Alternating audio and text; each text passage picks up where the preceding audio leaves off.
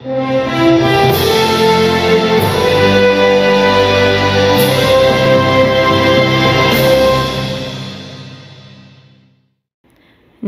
जो सिंध लय करे सो सिंध माल ॾे वञे, सो सिंध खे छॾे वञे, सो सिंध खे छॾे वञे।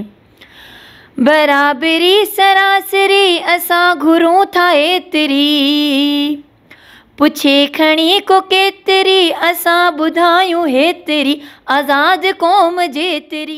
टंडो जान मोहम्मद में सिंध जे कल्चर ऐं सकावत खे ज़िंदा करण लाइ अलहुदा पब्लिक स्कूल टंडो जान मोहम्मद जी तरफ़ां सोच टीवी जे जेका स्लोगन ते हा मां सिंध आहियां जे उनवान सां सिंधी टोपी अजरक जो ॾींहुं असीं सेलिब्रेट करे रहिया आहियूं, जंहिंमें ॿारनि जी वॾी तइदाद जेका आहे सिंधी टोपी पाए अजरक पाए स्कूल में आया आहिनि ऐं असीं रोडनि ते पंहिंजे शहरवासियुनि खे बि मैसेज ॾियणु निकिता आहिनि कि सिंध जे कल्चर खे ज़िंदा कयो वञे, सिंध जी तहज़ीब ऐं तमंदन खे ॿीहर ज़िंदा कयो वञे।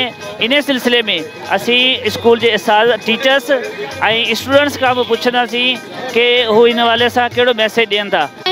आज हम यहाँ कल्चर डे मना रहे हैं और हम यहाँ ये मैसेज देना चाहते हैं कि ये जो सिंध की तहज़ीब है ये 5000 साल पुरानी है और ये ता क़यामत ये जिंदा रहे, और हम हमारे आने वाली नस्लों को भी यही पैगाम देना चाहते हैं कि इस सिंधी टोपी सकावत को जिंदा रखें। शुक्रिया।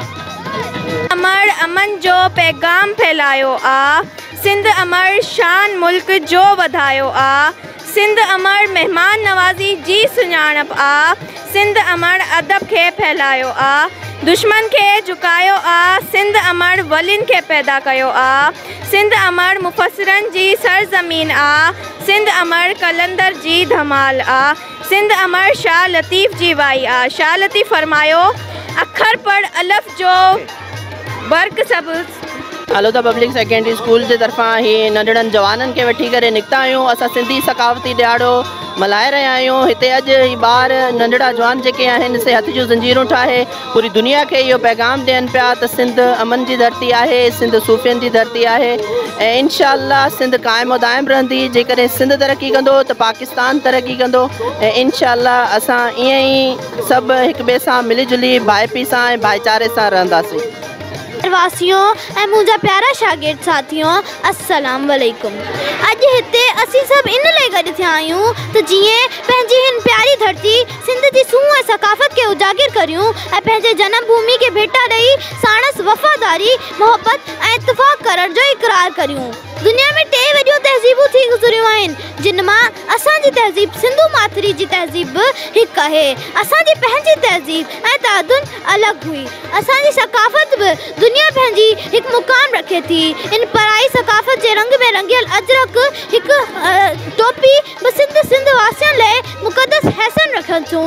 तहज़ीबनि जी सुञाण असां सिंध सकाफ़त जो ॾींहुं मल्हायूं था। असली सिंध सकाफ़त, असली जेकी तहज़ीब आहे असां सिंधियुनि जी, असां सिंध सूंह खे निखारंदासीं, उन खे उजागर करण जी नंढड़ी कोशिशि कई आहे। उमेद करूं था इंशाअल्लाह, छो त अॼु असांजी सिंध धरती सकाफ़त बिल्कुलु नफ़रतनि जे वर चढ़ी वियो आहे। अॼु भाउ सां विढ़ण वारो थी वियो आहे ऐं असां इन असली तहज़ीब जेकी असांखे शाह लतीफ़ ॿुधाई, असांखे शहबाज़ कलंदर ॿुधाई, शाह लतीफ़ ॿुधाई, असां उन्हनि शेरनि में जेको उन्हनि ॿुधायो असां उहा असली कोशिशि करूं था त इंशाअल्लाह असां इन सिंध जा रहबर थींदासीं, असां इन जा रहनुमा थींदासीं ऐं असां इन सिंध खे वधाईंदासीं।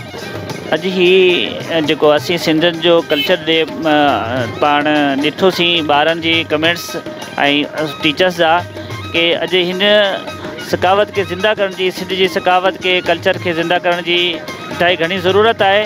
सिंध में अॼु नफ़रत ऐं ज़ोर ज़बरदस्ती लाक़ानूनियत इंतिहाई घणी वधी वई आहे। अॼु असांजा ॿार, असांजे शहरवासी अॼु असांजे कल्चर ॾींहुं असांखे मैसेज ॾिए थो कि असीं पंहिंजे अमन ऐं मुहबत जे पैगाम खे वरी ज़िंदा करे महिमान नवाज़ी, रवादारी ऐं मसवात जे पैगाम खे वरी आम करियूं ऐं पंहिंजी ज़िंदगी में अख़्तियार करियूं। अॼु नाज़रीन असांजा सभु ॿार उथी करे स्कूलनि मां निकिरी करे आया आहिनि। टंडो जान मोहम्मद वासियुनि जी तरफ़ां सभिनी खे अॼु जो ॾियारो मुबारक ऐं उमेद आहे कि सिंध वधंदो अॻियां, पाकिस्तान अॻियां वधंदो। मोहम्मद ताहिर, सोच टीवी, कैमरामैन सफ़दर अली, टंडो जान मोहम्मद। मां सिंध सिंधू जी सजाई दोस्तों जो अमड़ खीर मनाई, मां सिंध सिंधू जी सजाई सब्सक्राइब कयो हमारे पंहिंजो चैनल सोच टीवी के बेल आइकन के दबाएं कदें भी न विसारींदा।